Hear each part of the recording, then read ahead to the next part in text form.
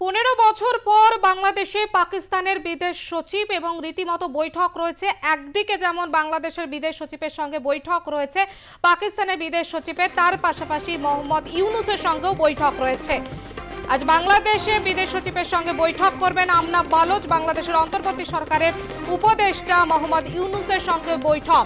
বাংলাদেশে অন্তর্বর্তী সরকার ক্ষমতায় আসার পর পাকিস্তানের সঙ্গে তাদের কূটনৈতিক সম্পর্কের সমীকরণ অনেকটাই মসৃণ হয়েছে। এবার বাংলাদেশ সফরে পাকিস্তানের বিদেশ সচিব আমনা বালোচ, বাংলাদেশের অন্তর্বর্তী সরকারের প্রধান উপদেষ্টা মোহাম্মদ ইউনূসের সঙ্গে তার বৈঠক রয়েছে।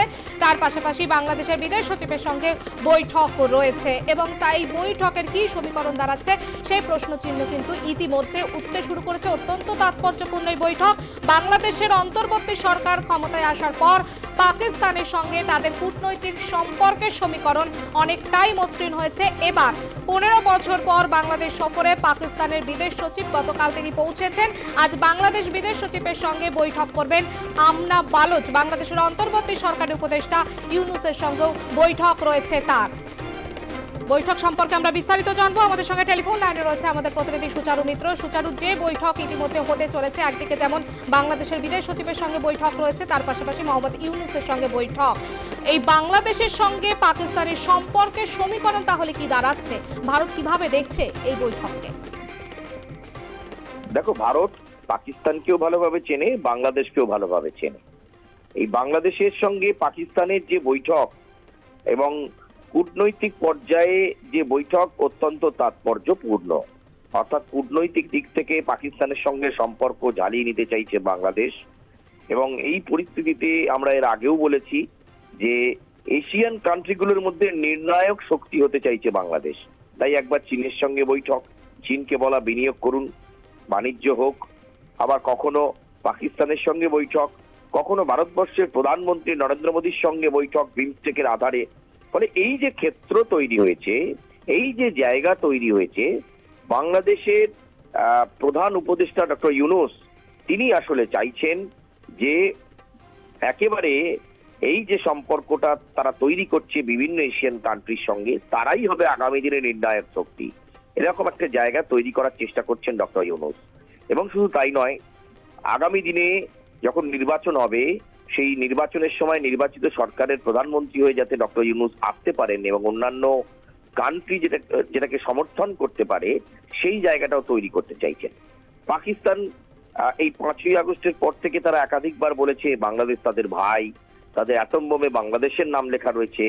বারবার ভারতের উপর একটা চাপ তৈরি করার চেষ্টা করা হয়েছে এবং এক্ষেত্রেও ডক্টর ইউনূস যখন আমনার সঙ্গে বৈঠক করবেন, ভারত ওয়াচ করবে, কিন্তু অত সহজে ভারত রিয়াক্ট করার মতো জায়গায় একদমই নিজেদেরকে নিয়ে যেতে চায় না।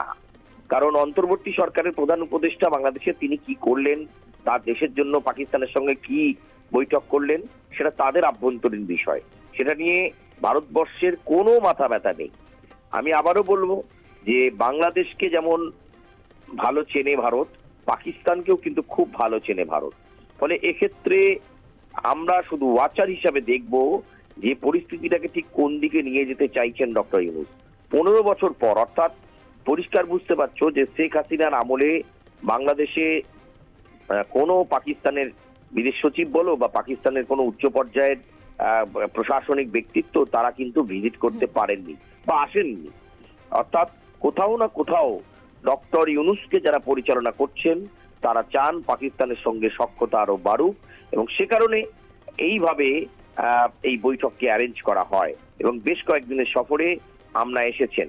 এবং আজকে ডক্টর ইউনূসের সঙ্গে আমনার এই বৈঠক, সেই বৈঠক থেকে কি নির্যাস উঠে আসে সেটা দেখার। তবে সামরিক দিক দিয়ে এবং কূটনৈতিক দিক দিয়ে পাকিস্তানের হেল্প বা সাহায্য যে বাংলাদেশ চায় সেটা ছাড়ে ঠোড়ে আগেও তারা বুঝিয়েছে। ফলে দু দেশের মধ্যে এখন এই যে বৈঠক, সেই বৈঠকের দিকে তাকিয়ে শুধু এশিয়ান কান্ট্রি নয়, গোটা বিশ্ব তাকিয়ে রয়েছে। এমনকি আমেরিকাও কিন্তু এই মুহূর্তে এই বৈঠকের দিকে ভীষণভাবে তাকিয়ে রয়েছে, এই কথা যেমন বলা যায়। একই সঙ্গে এই যে পরিস্থিতি, এবং আবারও বলবো কূটনৈতিক স্তরে বা পাকিস্তানের সঙ্গে আগে যা যা বিষয়ে বাংলাদেশের জট ছিল সেটাকে ছাড়িয়ে নেওয়ার চেষ্টা করবেন ডক্টর ইউনূস।